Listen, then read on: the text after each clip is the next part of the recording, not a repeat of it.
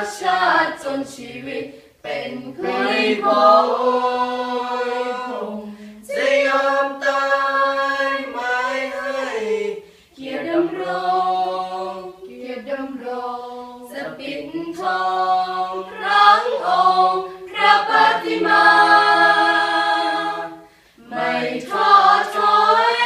คอยสร้างสิ่งที่ควร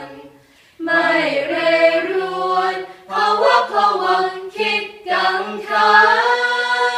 ไม่เครื่องแค้นน้อยใจในโชคชะตาไม่เสียดา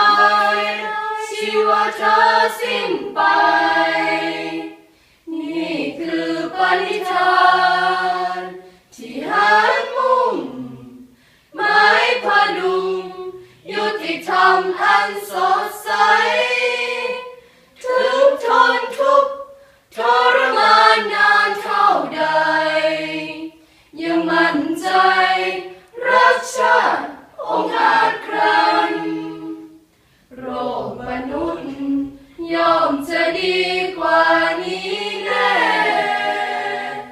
เพราะมีผู้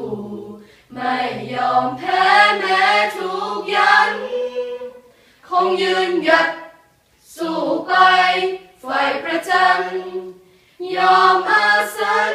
ก็เพราะ